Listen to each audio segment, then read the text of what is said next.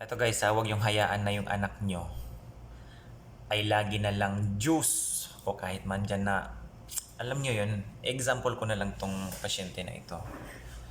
Kaya sila napasugod dito at nagpagawa ng laboratory dahil yung anak niya nahihirapang humihi. Ayan no. Tapos hindi ako nagtatanong, sabi nung nanay, kasi lagi silang umiinom ng juice, umiinom ng, alam niyo yun, yung mga juice na ano, at hindi na inom ng tubig. Nabasa ko na tong ihi na ito at ang meron lang dyan is dugo.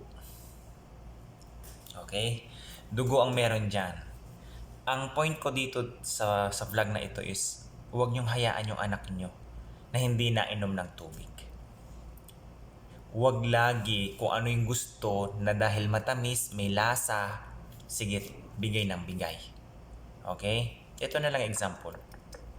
Kaya kadalasan nga dyan nangyari meron na din siyang, tinan mo, bata-bata pa ha, meron na rin siyang albumin. Okay, given dahil meron siyang RBC. Okay, bata pa. Walang nana, puro dugo lang.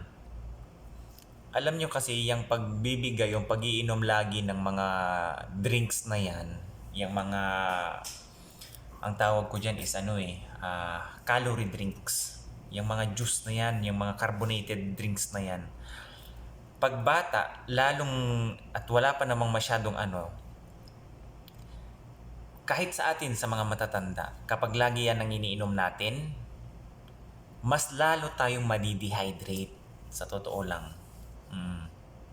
Mas lalo tayong, iba pa rin ang for rehydration mo ay yung malinis na tubig. Okay? Inuulit ko, huwag niyong hayaan yung mga anak niyo ha, na nagtatantrums na dyan, nagwawala-wala na dyan dahil hindi mo na ibigay sa kanya kung ano yung gusto niyang inumin. Kung nakasanayan niya yan, ikaw na nanay o tatay na nanonood ngayon, nakasanayan niya na binibigyan nyo at hinihingi niya sa inyo ang laging juice, kayo ang masusunod mga nanay at tatay. Ha? Hindi yung bata. Kasi para din sa kanya naman yan. Isang example lang ito na sana'y huwag pamarisan. Kahit maglupasay pa yan sa kahihingi sa inyo, pagbigyan nyo okay lang paminsan-minsan. Pero kung madalas at hindi na siya nakakainom ng tubig kagaya nito, lahat ng niya hinihingi, binibigay, puro juice daw. Literal, na hindi na inom ng tubig. Ano ba nang expect mo dyan?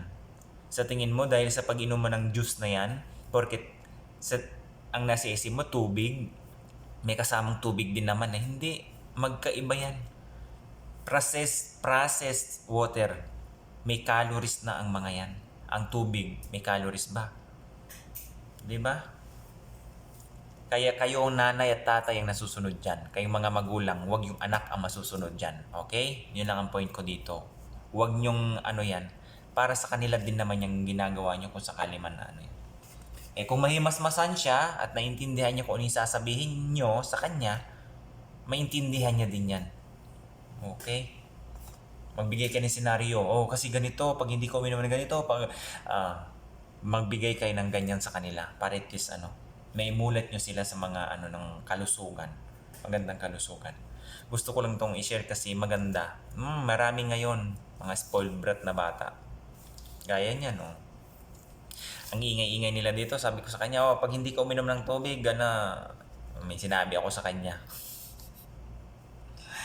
Ang aywa lang aywa dito. Sabi ko, tuturukan ko yung puwit mo, ganyan-ganyan ako sa kanya. Pag hindi ka uminom ng tubig. May tubig ako dyan, yung isang boteng kanya. Inumin mo to. Yan ang inumin mo simula na araw na to. Ha? Kayo dapat ang nanay at tatay ang masusunod, ha? Hindi yung mga bata o anak nyo. Okay? So, huwag nyong gayahin to. Puro mga calorie drinks. Juice. Ang sasarap naman kasi ng mga juice na yan Diyos ko. Okay guys, thank you for watching. Sana may natutunan ka nitong araw na to mga nanay at tatay. Mga magulang dyan. Okay? Kayo dapat ang nasusunod ha, hindi po yung anak nyo. Bye-bye!